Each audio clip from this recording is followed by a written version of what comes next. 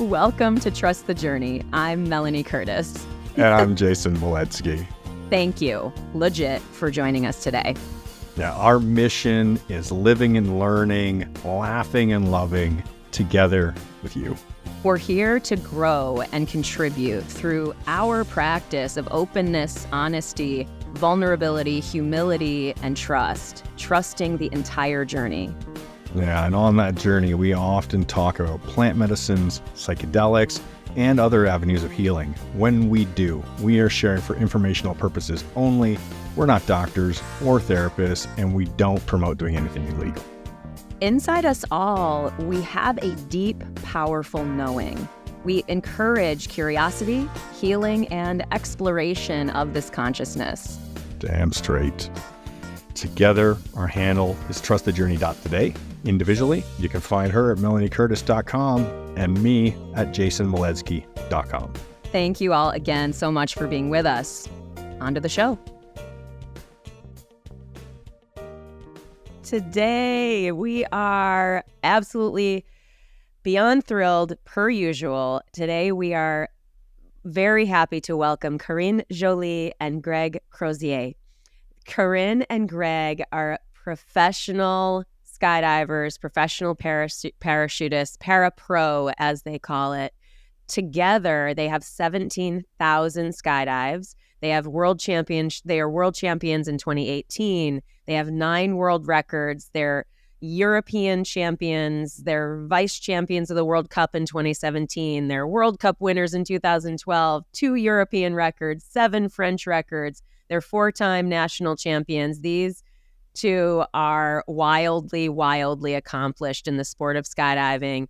And not only that, they're also French ambassadors. They're ambassadors for skydiving, both in the sport and out of the sport. They're working to do all they can to help skydiving be more seen and known in the world and being really true, positive representatives of our sport and as human beings. I'm grateful to know them both. Karine and Greg, welcome. Wow, what a welcome. Yay! We're so thrilled to have you here. It's a pleasure to have you here. Yeah. Hello, Jay. I mean, of course, we're going to touch on your absolutely unbelievable career in skydiving and competing and performing at the absolute highest levels possible in your lane. Our show really likes to get into the human beings behind all of the accomplishments. And so I kind of want to start at the beginning and know more about who you guys are. Like, where are you from? And like, what were you kind of like as a kid? Like, I really want to go back and understand, like, who are you? Yeah, that's the best way to start. Do I start? Okay. So, I have to say I was a big fan of Superman. I used to attach this towel around my neck and jump from I have a little, at the place you put the tool for the garden, where your dad used to put, I don't know the name of this. A shed. A small shelter. Yep. Shed, yeah. I used to climb this and jump. So I was flying for half a second, and then crash on the ground. And but for half a second, I had the feeling I was flying. And yes, and this grew in me. It was a nice thing. Like, wow, imagine to have the superpower of flying. That would be amazing, obviously. And my dad was also a pilot of small leisure planes, the small ones like the Cessna 172, this kind of planes. And he was used to take me sometimes. I was kind of scared at the beginning because I was used to take 10 or 15 minutes to be okay in the plane because it was kind of scary. When you're too young, it's a bit scary to take the plane. And he was used to take me sometimes. I was aware of the privilege it was, but I didn't get like, okay, it's amazing to fly after a while, after the scary parts, but that's it. And when I reached 8 or 9 years old, once we landed, first time ever, we landed there in a small airport, that was also doing skydiving. And I saw canopies in the sky, and I saw some people landing in front of me. And I was like, oh, wow, yeah, skydivers. Like, I saw that in some cartoons, small things you can see as a kid, but you you know it exists, but as long as you don't see that, you don't really, it doesn't maybe make anything in your mind. And I was like, okay, that's actually, some people actually do that. And then when I was 12, 13, there was like a lot of movies from Hollywood using amazing skydiving scenes, like a lot. They like to do series in Hollywood, and it was the competition of who's gonna put the most amazing free fall action, And of course, Point Break was maybe one of the best, obviously. And it was like with everything that I experienced younger, like the flying sometimes with my dad, seeing skydivers and stuff. I was like, okay, that's actually amazing. This is what the guys I saw landing, this is what they are doing in the sky. It turns out there was just low-level skydivers. But in my mind, it was like these guys, and I say, okay, I want to do that. I understood it was you can start it at 16 in France. Okay. 16 years old. I think it's only 18 in USA, actually. Yes, it Correct. is. Yeah. But anyway, I was waiting to be 16. I took my best friend, and I was like, I never stopped since then. Wow, that's amazing. Because I think it actually is somewhat rare to actually have somebody find skydiving at such a young age. A lot of people find it when they have money, they've had jobs, they're having some kind of existential crisis of some kind. Like, so it's quite interesting, I think, when you have a story like that where you're like, I was actually very, very young. I found it very young. I intentionally went to it and I never stopped. That's, wow, impressive. Karine, I would love to hear your story as well. So I was not at all related to the sky whatsoever. My parents were more in the medical side. My dad was a doctor. And I was more like the creative kid, lost in the dreams, in the mind, daydreaming. And as a sport, I was doing a lot of ski during the winter with my parents. And I remember like the sky always fascinated me. I remember when the light starts to go down and the sunset comes, I remember, you hold the pole to go up the slopes, and I would watch the landscape and be like, completely mesmerized. And some people sometimes will pull me up because I would not let go. I was just watching the landscape. So I was always like dreaming, and I was a lot into design. So I was drawing stuff the whole day long. And when I turned 18, my family, my godmother and godfather, decided to offer me a tandem. Oh, wow. For my birthday, because 18 is your 21, so it's the majority. Yep. And to make it like a big one to remember, they brought me by surprise to a drop zone. And I realized I was going to jump from an airplane. And I was so excited because I like adventure, and I like the thrill of new things. I think I got used to the speed with the skiing, and I was finally going to be able to go into my sky, this sky that I always watch everywhere. So I dove into it, and I was like, what is that? Like, wow. The free fall part just blew my mind. I was like, wait, there's too many sensations, too many awesome sensations. I need to do it again. So when I landed, I went to my family. I'm like, whoa, you all need to do that. I found what I wanted to do in my life. I just want to go back. Oh my gosh. And yeah, my parents were like, yeah, like, of course they think that it's euphoria speaking right now. And I have studies to do in Paris in design area. So they say, yeah, well, go do your study and do whatever you want after that. So this is what I've done, actually. I've been to my studies, and finally I started to skydive solo when I was 23. Wow. So you really persisted along your path of the sort of traditional education. You had a plan to go to design school. And did you get a job after college? You got a job and then started paying for your skydiving? No, not really. Okay. No, the paying for skydiving went like a bad news who converted into an opportunity. My grandfather died, and we realized that he had a lot of placements everywhere that he didn't tell anyone. Wow. Even his own family. So it was a big surprise for everyone. And my mom decided to offer me a part of what she received. And thanks to that, I managed to finance my progression. Beautiful. Oh, I love that. That sort of your grandfather is like lifting you Yeah. up. Yeah, I could tell a similar story. My grandfather gifted me some inheritance, and it just happened to come along in my career as a skydiver right at the time where a little push was just all I needed to go from being in the industry, like working, doing tandems and doing EFF, to like pursuing a competition career and training and really going after the passionate love of the sport kind of expression, right? That self-expression of like, let's push the edge of what's being done. And so I can thank my grandfather for that as well. You know, I want to say there's a saying that I'm sure that you're familiar with, and I wonder if it translates to French. In English, it's often said as, if riding in a plane is flying, then riding in a boat is swimming. Right. I don't think we have a similar... No, we don't. No. Interesting. So Meaning what? So the sentiment is, you know, if riding in a boat is like swimming, you're not actually in the water, right? When you're in the boat, you're just in a boat, right? You're boating, not swimming. And when you're in the plane, you're flying an airplane, but you're not actually in the air. You're not actually flying. Yeah, okay. You're not in the air yourself. You're in the plane.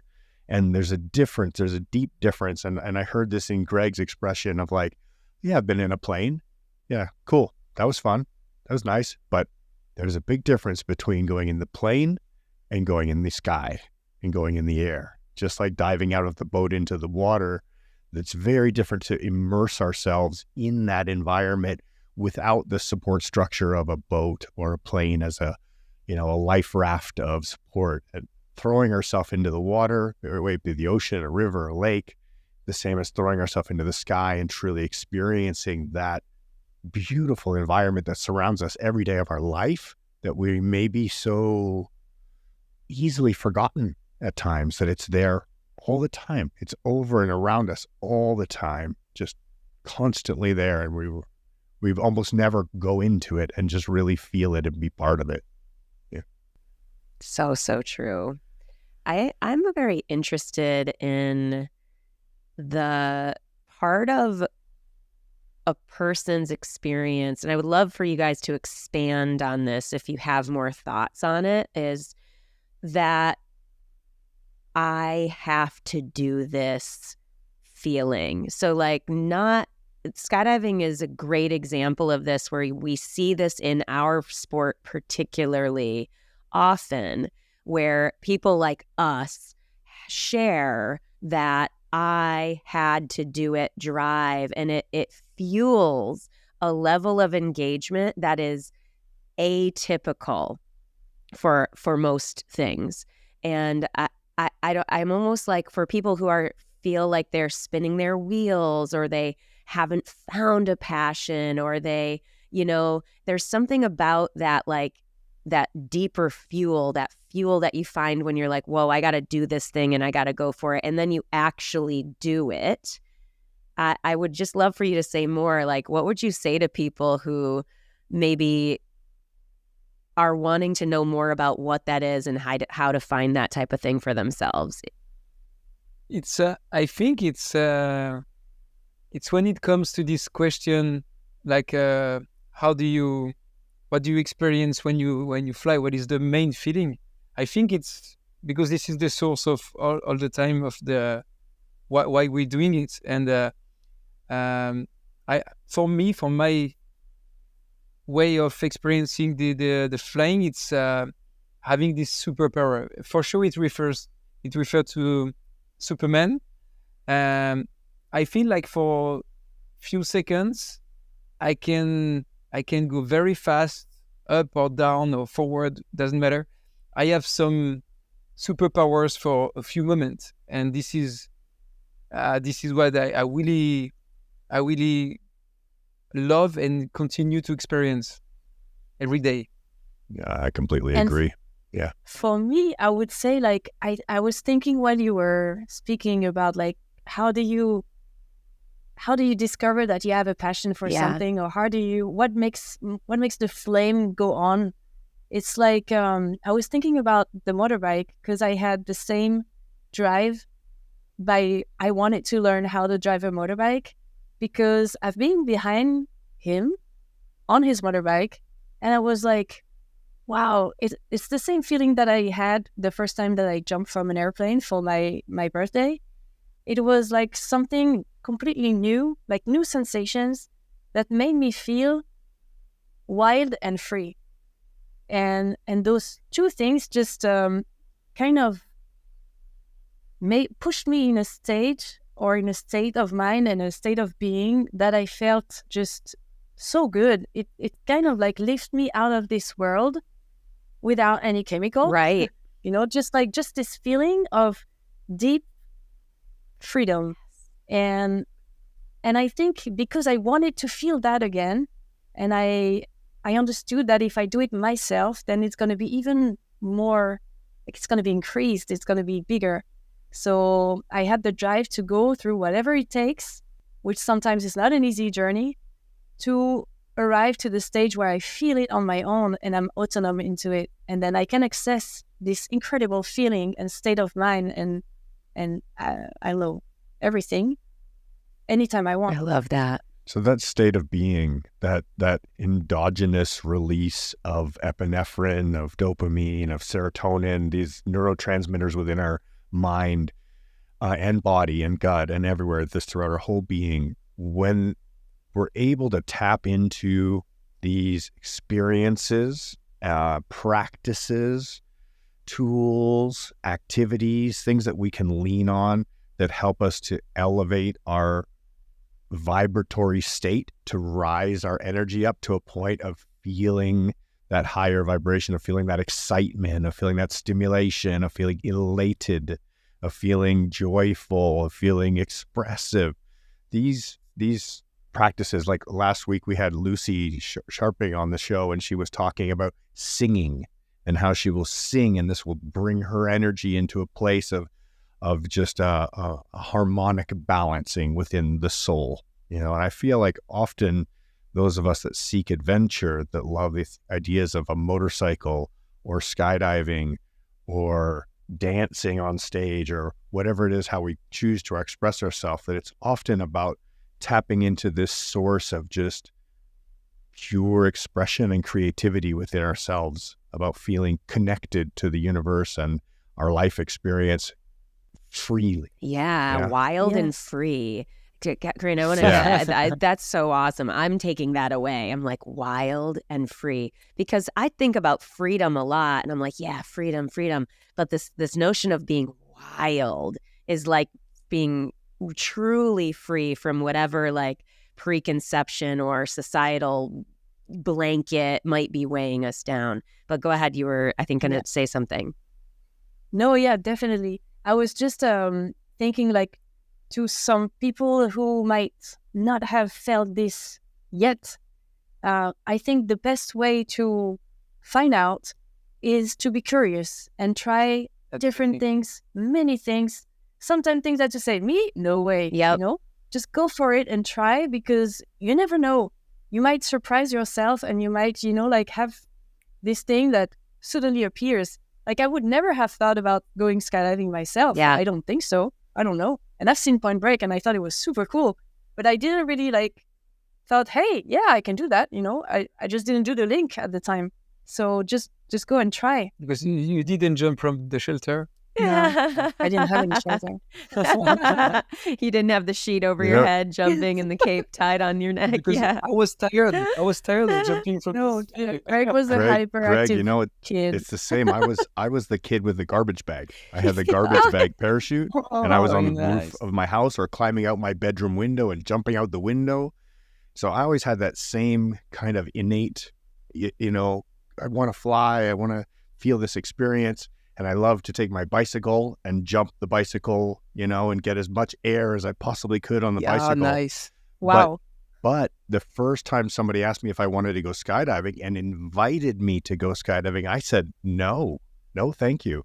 This is not, no, thank you. Because just like Karine was saying, it's like, no, not me. Like that wasn't for me at the time. I thought this was not for me. And it took a little bit more of a nudge in my own journey to get to the point where I'm like, okay, I got to get past my fear of doing it to actually go do it. Because what stopped me the first time was fear. It was like, oh, no, that's too much. It's too much. It's outside of my comfort zone. Yeah. That's interesting, because you see, this is why it's so hard to get to do something advanced and to accomplish these things. Because first you could be, okay, maybe it's not for me. And you didn't even try, and you already say, oh, maybe it's not for me. That's the first big mistake. Exactly. Obviously. And also there is something that now I like to say in some interview when I get the chance to say that, is some people, they have this light to say, okay, let's try to do this. And then to be sure, they ask their closest environment, which is family and close friends. And because they have no idea, they will be the first to say, no, don't do that. And that's also another mistake to avoid, because if you want to do something new, you need to get the recomfort. How do you say that? The relief, the support. Yeah. Yep. You need to get the support with the people who are already doing it. And sometimes it's not in your friends or your family, and that's the hard part. You want to do free diving, nobody that you know doing it, you have to go in the place they're doing it and start to be friends with them. Yes. to have this help and this support, because you will not find it in the people there who don't have this light to do that. So true. I guarantee that if you ask your mother, should I go jump off a cliff? Right. She's probably going to say no, right? But if you go and ask people who jump off cliffs every day, they're going to be like, let us teach you how to do it, and we can do it together. And do it safely. Right? Yeah, totally. Yeah. Well, and another thing I want to know about from your experience, and again, we could go the peak performance route, the world record, world level stuff, but I'm very curious about the creativity in your flying, because the style of flying that you guys do involves a very massive creative component where you're making up a routine. And I'm very curious, like, what is your creative process? How do you come up with those moves? I mean, what happens? You're just born in France. If you're born in France, it comes naturally. It's all about the cheese. Yes, the cheese. It's the secret Oh my God. ingredient. I wish we were doing this in person, because we would be having cheese and delicious, Yes. tasty beverages. Yes. So what would you say? I can, but it's normally you answer that. Can I? Yes. Okay. You both can, So- please both share your thoughts. We want to hear from both of you for sure. So yeah, of course, it's for us, for the way we think it's the best to share with anybody artistic skydiving. We like to say it's a mix of synchronized flying, and we take as example this really advanced fighter jets pilots. They do a formation line. It's still like very, very tight and very fast, and that's amazing. And if you alternate with some artistic moves, like in the ice skating and Cirque du Soleil, and then you have everything. You have a bit of construction and artistic creation, and a mix of synchronized flight, a two-way or three-way, because it's always good also to involve some movement with the camera guy. So this is, at the end, this is what we created. But I think in our team, like, we have specialties, and it was hard to get on like the right level so everyone is satisfied, because Greg is the technician, like he's more like aware of what's possible, the concrete part, and I'm still like the little child in me, like daydreaming. Yep. So for me, I was like, okay, we can do this and that, and I've seen Cirque du Soleil, and we can try this, and Greg is like, no, it's way too like too crazy, no. And then I'm like, yeah, come on. So I had to fight to get new ideas in. Sometimes it worked. Yeah, right. I had Sometimes to it fight. worked, sometimes it didn't. Yeah, and sometimes it was like, no, this would take us too many jumps to try and make it work, so it's not worth it. Let's go back to what we know how to fly. But for me, it's kind of boring to do whatever you're used to do. And I always like to challenge myself to push new doors. And I know it's challenging, and I know, yeah, maybe it's not going to work, but at least we tried. And if it works, then we end up with a super cool new figure that nobody has been doing before, so it's nice. Yeah. It's funny, that makes me laugh because I joke a lot with just people in my life about how much I like to do synchronized dancing, which sounds so stupid. But even my partner's daughter, she's 8, we do synchronized dances all the time just because how fun is it to do a synchronized dance? But even ha ha ha, like that's something I enjoy to do just for fun. But it's such a great point about why is it so delightful? So like when you see, oh my God, look at them. They are doing the same exact move at the exact same time. There's something that something went Yes. into that. And there's, for me, I get a lot of delight out of seeing those moments of synchronicity. And so I appreciate that as like, I know it, but without you saying it, I wouldn't have pulled that out. You know what I mean? But it's like, it's a music as well, because I mean, the whole the whole routine was the music. We have to walk it so much so it becomes so much in our mind. So we could know if we're a little bit late or a little bit early. But also it's a music. Like when you say synchro dancing or synchro, there is like synchro karate as Swimming. well. Yep. Swimming. Synchro, a lot of Synchro stuff. swimming. Synchro Yeah, swim, it's synchro swim. For me, it's a music because how nice it is when you play drum to have 2, 3, 4, 10 guys who play exactly the same part, but it's like boom, boom, boom, boom, but like 10 times. It's a Yeah. synchronization as well. Yeah. It's music. It brings like energy and connection together, I think, and everybody feels it, the one who's doing it and the one who receives it or sees it. There's Powerful. something to be said for that. The type of creativity that comes through a free fly routine when you haven't actually planned what's going to happen. A huge, one of the most powerful experiences that I've found for myself in the sport of skydiving is the unplanned two-way, where you go. I used to love to do this with my friends, where you would spy somebody who seems to have a creative flame burning, and go and ask them, would you like to jump? And let's go to a two-way. And then that's the end of the conversation. Never speak anything else, never talk about the exit timing or the structure or the dive flow or anything, because we know all the basics, right? Like we know we're going to go to 13.5. We know we're going to go out when it's the right time to exit. And we know we're going to fly together, and we know we're going to trek off and open safely. And then everything else can be a jam session, like musicians just jamming out on the piano or the guitar, and you're just looking to synchronize with each other and sometimes surprise each other, and sometimes to just lose yourself in each other's, riffing and that whole experience is such a magical thing that I would wish for just about everybody to have the opportunity to experience, that like losing yourself in the flow of connecting to another person's energy in flight and just following each other around. It's a lot like being kids on bicycles, and you're just chasing each other around on your bicycles and just loving the playfulness of it all. And then kept picking one seed of creativity when it's, when you come to the ground, you find, oh man, that one thing that happened, and you grab that thing and say, let's take that and let's develop it. Let's plant it as a seed and let's grow it into something that we can reproduce and then share it with others. And I'm sure this is a similar kind of ideal, having loved free flying my whole life, that I see it in you as well. Yeah. Very well said. All right. So I have a question.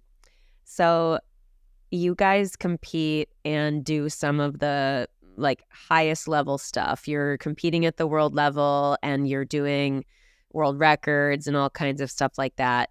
How do you handle the pressure of that? And I genuinely am curious, like, what do you guys do to manage the stress of going and actually performing at those levels? The sponsor of today's episode is Great Spirit Farm. Yes. Love having Great Spirit Farm with us, and specifically their ayahuasca microdose tincture. It is a natural MAOI antidepressant and anti-anxiety. Great Spirit Farm describes the feeling as a warm hug. It can help you access deep creativity, flow, intuition, and improve vivid dream recall, which actually has totally been my experience. So what is exactly in the bottle is the ayahuasca vine itself. So this is a tincture extraction, double extraction tincture that contains the Banisteriopsis caapi vine. Now, the particular vine that this has been extracted from has been growing in Florida now for over 25 years. And the ayahuasca vine does not contain DMT, so that makes this tincture 100% legal in all 50 states. Yeah, Great Spirit Farm recommends starting with 1 to 3 dropperfuls and increasing your dose gradually from there until you feel the effects. There are no known contradictions with antidepressants, and always check with your doctor and only take as directed. And what's really great about what Great Spirit Farm is doing is they're making sure that 10% of all the sales are returned to the Shipibo tribe, honoring the medicine's indigenous roots with active reciprocity. Now, if you want to try this tincture out for yourself, you can go to the website that is ayadose.com, AYADOSE.com, and you can enter our discount code TTJ10 to get 10% off your order. Again, that's ayadose.com and all caps TTJ10 to get 10% off your order. I have to train some people now, so I try to deliver kind of a recipe, but I wish I had it before. Yeah. For sure, the amount of competitions is helping, obviously, but I try to say that there is many different levels you have to face. So first, normally, you're not good enough to achieve like the highest performance ever. So the first competitions you're gonna do, just focus about what you're supposed to do, and don't put more power than what you used to do or more speed. Just try to do what you're supposed to do. And after a certain number of competitions like this, maybe when you have like 10 competitions, okay, now you can start to be demanding with yourself. Can I be even better in my competition that I'm used to be? And sometimes people, they do stuff they never did in training because they train so much that now they can deliver a bit more. And when you reach the level you want to be maybe the best, you have to, I think, you have to reach this the thing we did in Australia. You have to make yourself in this bubble, you know. It's environmental. You train so much on what you can do that it's very important to don't pay attention to what other people are going to do, because it's a different power, different speed, and different style. So if you start to look what they do, it's going to be a kind of pollution anyway of... You mean the different teams? Yes. Yeah, like yes. distracting. And yes, so it will just interfere with what you're supposed to provide as a performance. So when you reach this level of what you want to reach, and do your best. Don't pay attention to anything else than what you are doing, and the judgment is not anyway in your hands. So because you accept to be judged by somebody else, so do your best for you. Don't pay attention to what's going on outside of your bubble, and after a certain point, then you're gonna become maybe a world champion. But it's hard to do. It's hard to do. Yes. It's the hardest thing. Not pay attention to Karine, others. what would you add? I have a very different approach since for me, and I think like I see it with all my students, it's typical feminine somehow, that a lack of confidence. So at the beginning, I was like, oh my God, I'm not ready. Can I do this? Like doubting myself so much. And so on top of the stress of the competition, I added my own pressure, on me, being like, oh, am I able to do this?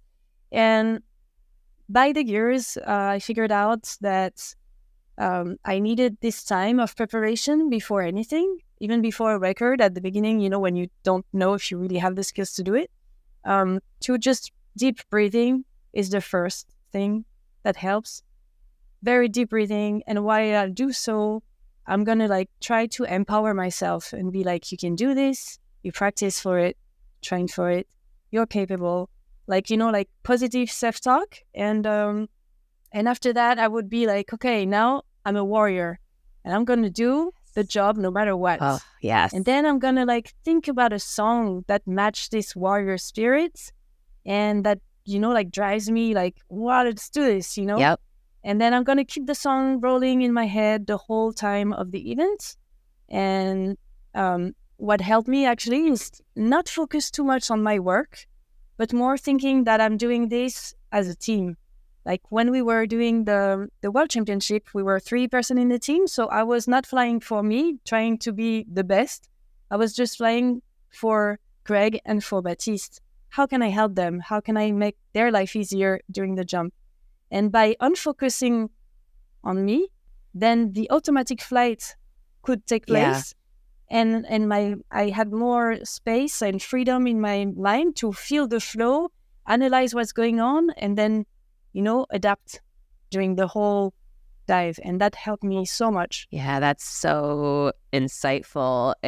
It's funny. I do sometimes lead professional development series and all kinds of stuff like that. And one of the things that I recently developed was around the world record that you and I did together. And this notion of using that story as a vehicle for how do people perform at their peak. And literally, you guys just said everything that I had shared, basically, with the people that I talked to this week about this particular subject. But breathing, so important, so important. But Karine, what I liked that you added was this notion of getting your focus almost outside of yourself. So that fear, because fear energy is so self-focused when we're more what can I do? I'm so grateful, my team. How can I help and be in service? That energy is so much more conducive to allowing us to enter into flow state, like you said. And I'm just so true. And I definitely had a song, 2004 Nationals, when I won the advanced class of belly flying 4-way.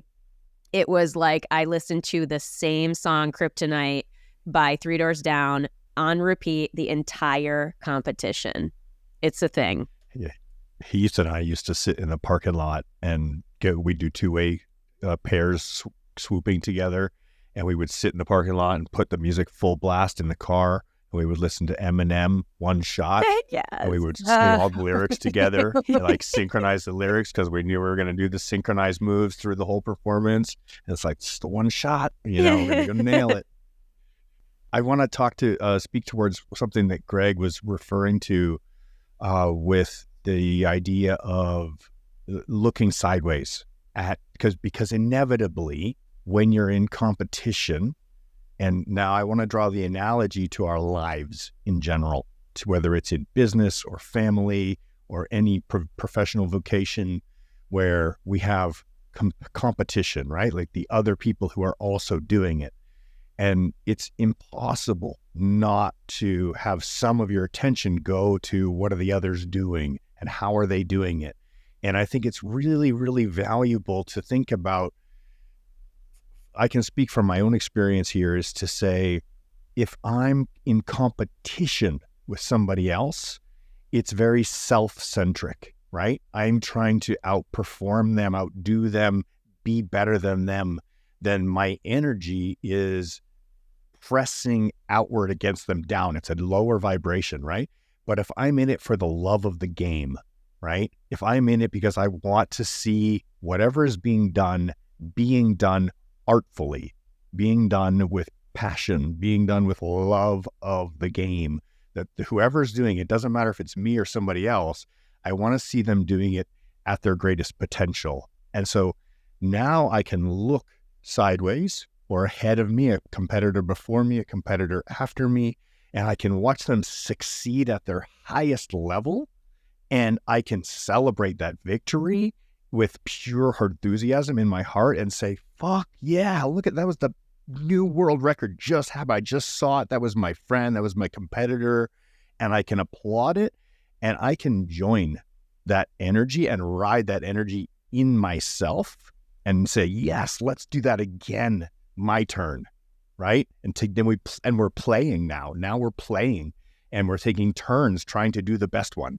Right. And it's not about who does it better. It's that we enjoy trying to do the best one together. Right. I love that. And when we take that to the workplace, when we take that to our families, when we take that to our relationships, and we start to celebrate the joy of the game inside of the life that we're living, and we recognize that it's not about being better than each other. It's just about enjoying playing the game and celebrating each other's victories, then this idea of pressure to perform evaporates, and it just simply doesn't exist, because we're not there for the sponsors. We're not there for the country that we're representing. We're not there. We're just there because we love to play, and to play is the whole point of the game, right? That's what games are for. Games are for playing. Very good. Jay, I feel like I'm asking all the questions. If you have more, I have tons of questions I can ask, but I want to give you a chance to actually ask that question, because I'm like, I just could jump right in with another one, but go ahead if you have one. I'm so conversational, I just love to just talk and share, the different perspectives on things. I'd like to hear, because I have not had this in my career. So this would be something for me I can reflect on it in my relationship, but I can't reflect on it in my competitive career. What's it like competing together? Yeah. It's for when you have to last a long time. I think that's the only way. Your best friend or your wife or your husband, because competition is hard. Even if I wish I could experience as you describe it from the beginning, that would have been amazing travel, but it was very hard at the beginning. And with all of these emotional attacks that you experience every day, if you're not with somebody that goes beyond just the competition thing, it cannot work, because so many times one of you gonna be depressed, or one of you is gonna be attacked by somebody, and you have to be cheered up all the time.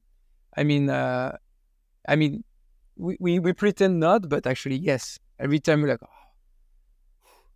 And if we don't have this constant help, we'll have never reached for sure what we reached.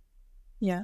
Also, is there a dynamic that stands in place? Like, do you each have a character or an archetype that you maintain, as in, is one of you always uplifting the other? Is one of you always the funny one who's like bringing the hilarity to it? Tell me more about the characters within your team, and that are like the sub characters inside of each of you. I think we alternate. Yeah, it's funny because we have this red nose for the clown, and sometimes I give it to Karine. So just give it to... No, yeah. Is the real one? You have a foam nose? It's pretty balanced. Like, I think I feel, this is my feeling, but that we have like similar personalities, but we're both Gemini, so maybe that comes from it. But we both like alternate what face we're going to put on. So I'm going to be like, this face is going to be this one. Then I'll switch to this one. It's going to be this one. And so we know how to balance, because like when he has the sad face, then I know, hey, this is a cheer up face. Yeah. I have the sad face. It's going to be the cheer up face, So we feel and we know each other so well that we kind of know what we need to be to go back to the balance, you know? It feels like that. Yeah. Well, or sometimes we're both like really too much attacked and we can't cheer each other up. So it's kind of like, okay, let's be down just a little bit together. Right, for a right. while. Share the experience together. Yeah, ride it out together. I mean, that's so true, right? When we're in the trenches, you just learn and develop a deep connection and a deep sense of trust. It's beautiful that you guys have been able to achieve that. I used to joke in skydiving a long time ago about don't coach your boyfriend or girlfriend, right? Like just stay away from it, friends. Don't even think about it, that type of thing. And of course, that's a joke because there are examples like you guys, like there are people who have been very successful in that type of way. If you guys are willing, I would love to hear how you met and how you got together story, only because it's so delightful and fun. I think that, again, just the human element of you guys are just such champions in every respect. It's like they're, also the human side of you guys. So nice. What can we say? Yeah, like how did you meet when you got together? It's up to you guys what you want to share. I just think it's so cute and delightful. Yeah, it's been a long time. The thing is, I mean, the beauty for me of the whole thing is we met in Lyon, the drop zone. I mean, kind of. Karine is born in Lyon, and I'm born in Saint-Étienne, which is just 1 hour away. But it's the drop zone was very small, so quickly you want to go to the bigger drop zone. So it was also kind of my first drop zone as well. And we were just there, but by total accident, random, how do you say? Yeah, randomly. Yeah, randomly. Like I was not supposed to be there. I was working in the south of France, and it was like maybe 2 years that I didn't come there, like a long time. And Karine I was there. visiting my parents because I learned to skydive in El Paso. So I used to jump there with my friends, and then I came back to visit my family, and then I'm like, hey, it's blue sky. Let's go check out the local drop zone, you know? So it's very weird that we were together at this moment here. Of course, I was like, who's this blonde girl? I've never seen her, you know? And then, and it's funny because when there is a new girl in the drop zone, obviously there is a lot of people around the new girl. Male-dominated so I was space. Like, okay. Yeah. Let's. I didn't pay attention to that, but I could tell, like, because it was the weekend, I could tell on the second day that she didn't care. She was like, go away, go away, go away. I was like, ooh, that's an interesting girl there. And nice. But yeah, the funny thing is, this was the very first weekend we met. I love like, that. Intriguing girl. I love very that. Intriguing girl. And we just like we became friends. We had a little group, so they became my little group of friends from France, skydivers. And then we made more and more adventures together. And then eventually, she was the same crazy than me. Yeah. Like you're like doing crazy stuff I see in the car. You're like I see the same you. thought that I was having. Yeah. Crazy. She's crazy. I love that. I mean, it's just. But it's not every day you meet a girl who can do anything, you know? Yeah. I mean, of course, we need everything to make a world, but I like girls like girls that do world records, for example. How cool is that, you know? It's great. I love that. Well, I want to take us in a little slightly different direction. Karine, I'm going back to the memory of us in Dubai, hanging out in the hot tub, bonding, right? And I call to this memory because it was such a beautiful moment and just time for us to really get to know each other and get to talk and get to really, really, truly connect and bond. And why I bring that up is we talked a lot about impact and the influence that we can have on other people. And we talked about, your desires to be of service and of impact. And obviously we see that with you guys as ambassadors for skydiving, but also in the world, what you're working toward, that type of stuff. So I want to hear more about that, like about what impact are you hoping that you are making with your presence in the world, with your things that you're sharing? You know what I mean? Like, what are your hopes and dreams beyond what you've done already in terms of that kind of impact question? Do you want to go? Yeah, the thing is, we try to give to any people we meet what we wish we had, advices and bienveillance. I don't know how to say that. Genuine? Like being genuine. I don't know the authenticity. translation of this Being word. genuine, like genuinely connecting. Yeah. When you want good for people. Yeah, I one got good for it. people Got without any, Look after. Yeah. And that's the main thing, because it's I love this sport. I love the community of this sport like so much, and I think we have something. Of course, it's super cool to do surf, to do a bike, whatever. But I think we have something different, because we took one day the decision to say, okay, I'm gonna train. I'm gonna put this thing on my back, and I'm gonna train with all the potential procedures to react if something happen. I'm gonna take the risk to jump from a plane, and I'm gonna train for that. And then you have this in common with any other skydivers. Doesn't matter actually the religion, the cultures, the education, the money. Doesn't matter. We are both skydivers. We are brothers and sisters, and that's it. And that's so nice. So when we have the chance to travel, and we meet totally different kind of people, or if we see, which is most of the times like beginners, we have a different eye. We're like, it takes too much time to pack. Let's go to help him packing. Or he's wondering what he could do, whatever. Or we see some landings and we say, or just to pick up the canopy. Like so many times, I come to say, I'm gonna give you some tips so the canopy can be smaller when you pick it up. And all of these things is super important for us. Yeah, I think that also because skydiving can also be seen by beginners or outsiders, or sometimes even like skydivers, that like it's a badass activity. So you need to act like a badass. You need to hide your emotion. Of course, I'm never afraid. Of course, blah blah blah, and kind of like have this attitude of like putting walls a bit around you.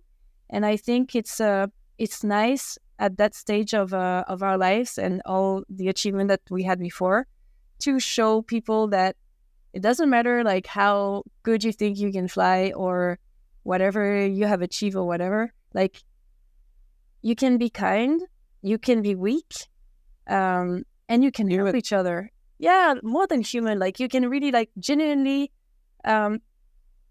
try to go to the people and make connection. And it's okay if you forgot how to pack. It's okay if you're scared before you're going for this huge badass jump that is planned on the ground, And if you start talking with each other and be like, oh man, it's a bit impressive what we're going to do, then you probably will gonna figure out that someone else is in the same stage as you are, and the bonding will be even better. And then maybe you can give tips to each other, comfort each other, like lift up each other.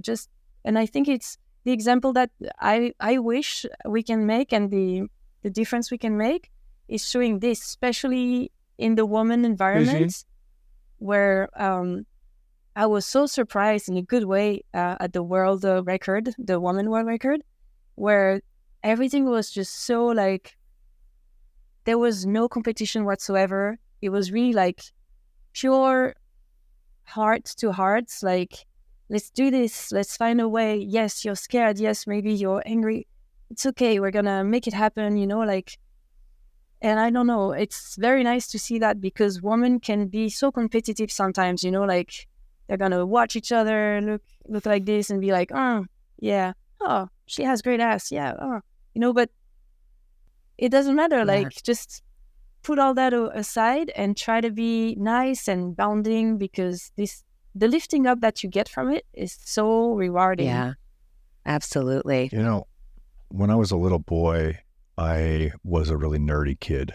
right? Like I got picked on a lot at school. I was not a big kid. I was small and I was really smart, but I didn't have a lot of self-confidence, you know, and I've always been very creative and expressive, and it would be pretty common to get picked on by bigger kids, by, you know, boys that were stronger than me.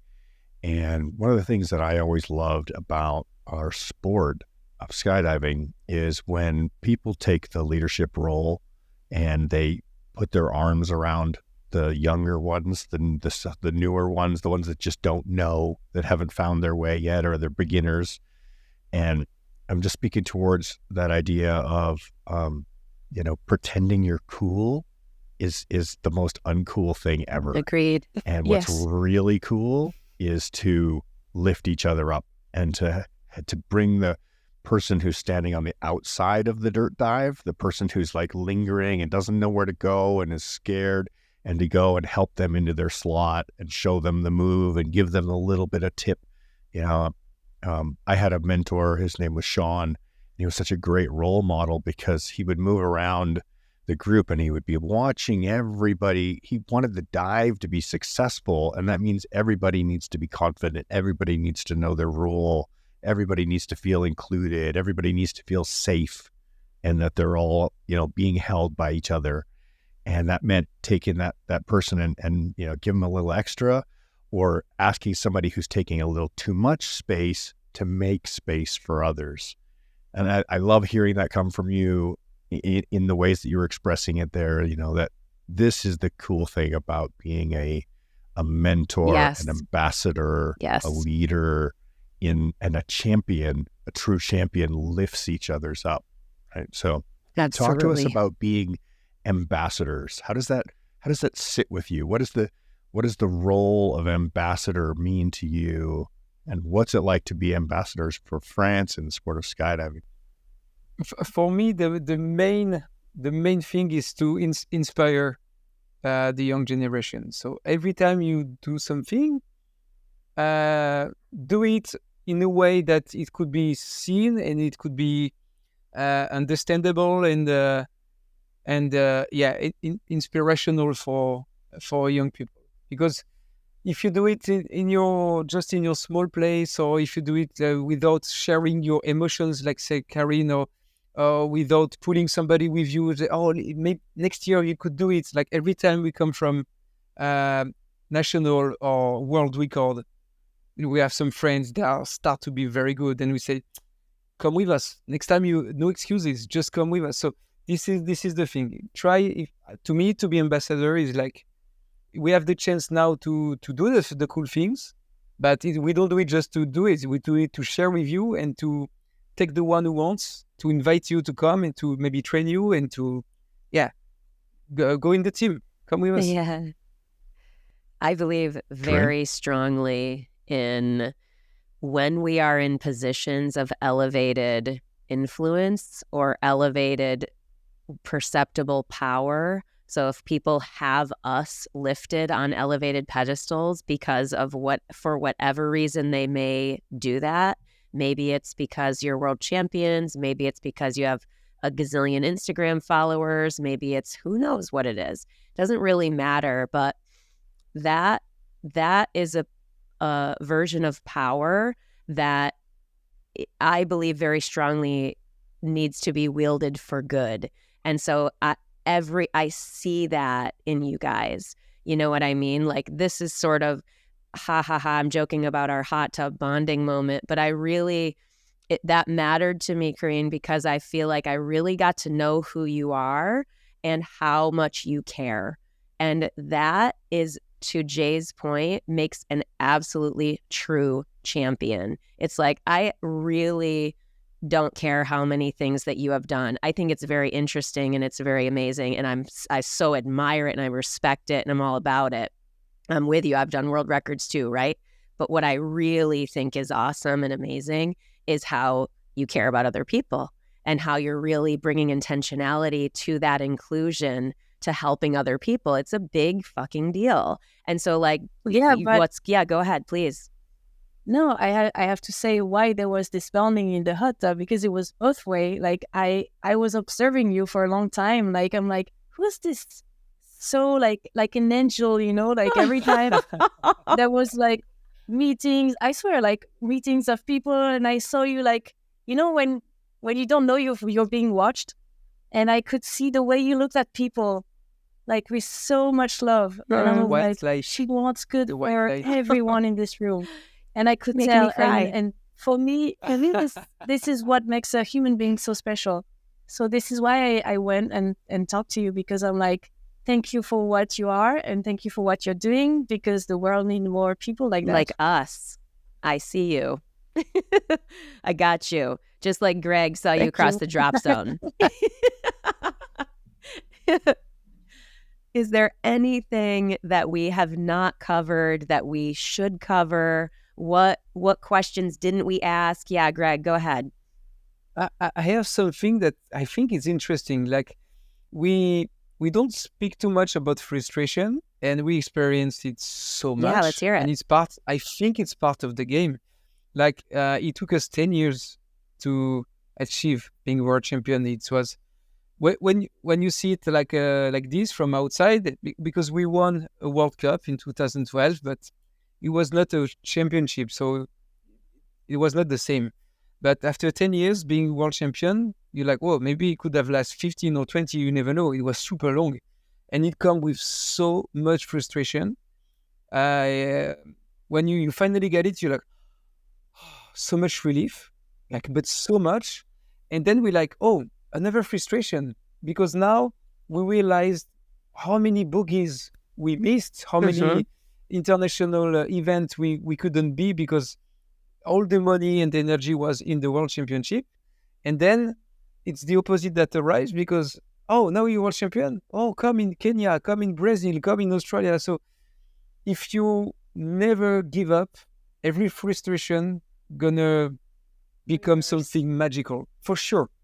So don't, I mean, you have to face the frustration. You don't ignore it, but trust the process. If you experience long enough, even bigger and better and more beautiful is going to be the reward after that, for sure.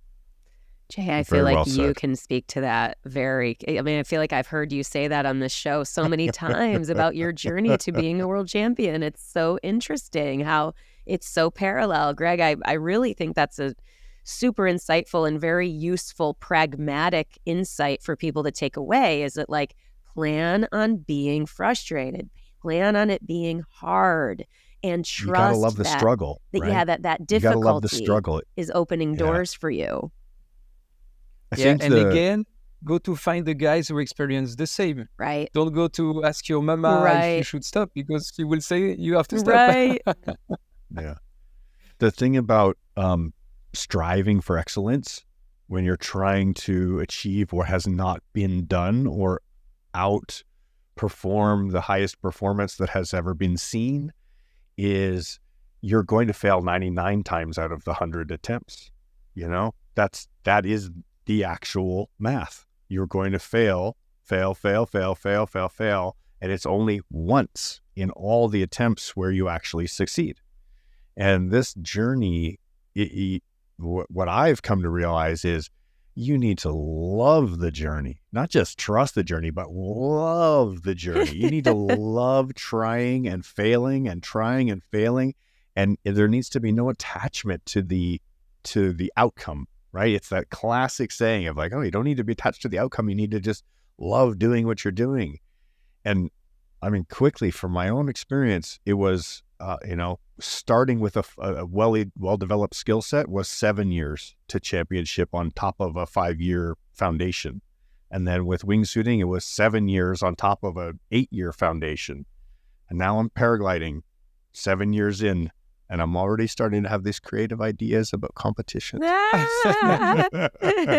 So I hear you. And I love what you're saying about how the doors open up, because other people who see and value people who love what they do right? You love what you do and you want others to have a great experience doing it as well. So a round of applause for your efforts and for being passionate ambassadors of the sport. Such a pleasure to have you on the show with us today, Karine and Greg. Is there anything else that you guys would like to say before we tell our audience? We'd like to hear everything, where people can reach you, your Instagram, Facebook, all that kind of stuff. So what else? Yeah. Sorry, I just wanted to say something from what you said. I think for some people that hear, like, you have to love to fail, like, because it's part of the journey. So we all know it's part of the journey once we've done it. But it might sound difficult, like, who loves to fail? Like, it's hard. It's hard to say, hey, I'm going to be super happy because I'm going to fail. But what's you can see in this is, like, when you're going to try, of course, you're not going to want to fail. But if you do so, if you fail, then figure that you're going to open new doors, and you're going to create new capacities, develop new capacities in yourself that is going to make you, like, every time you fail, it's like adding a superpower, because now you understand something. Oh, I failed because of this. How can I, like, compensate this?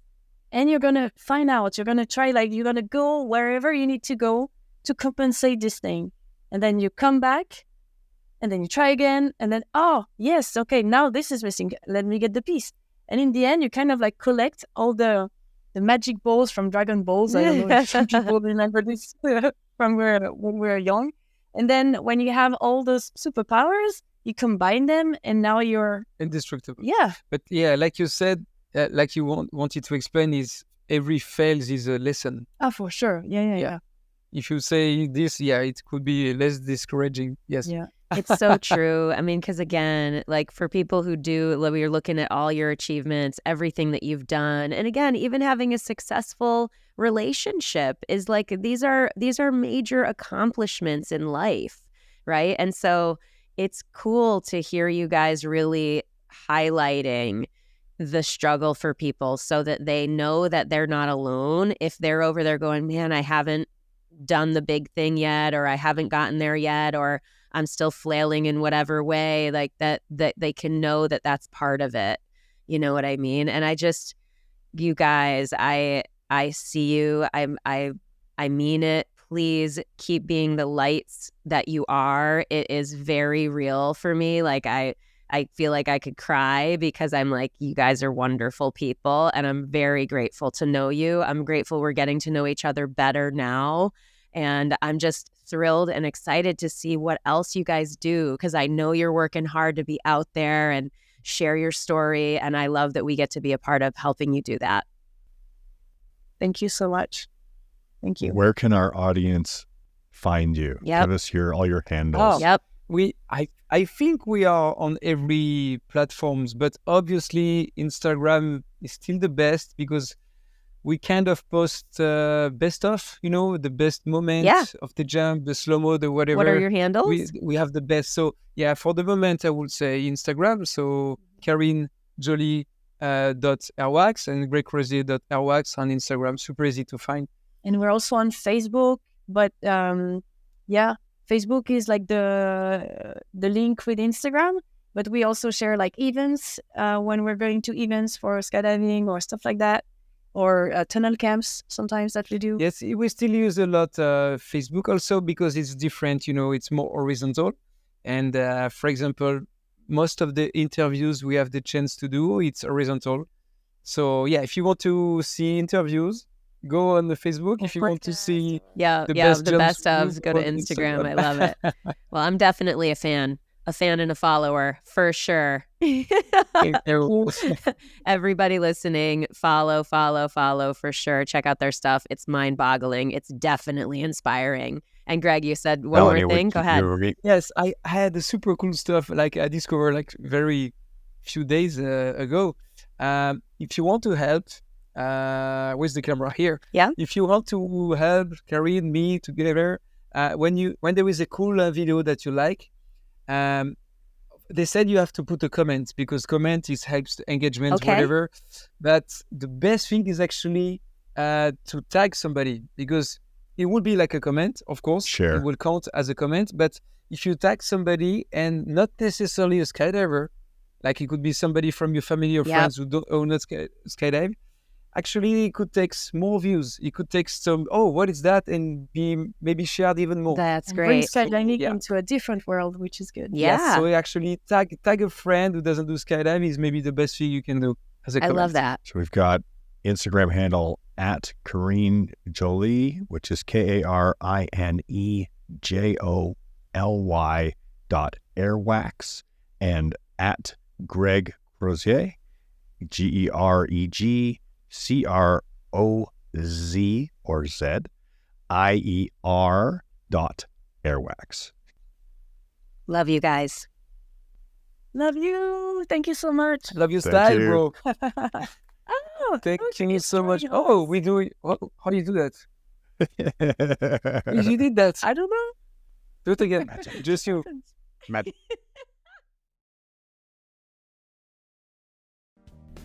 Thank you, everyone, seriously, for listening, for spending your valuable, valuable time, energy, and heart with us. Every bit of it makes a difference.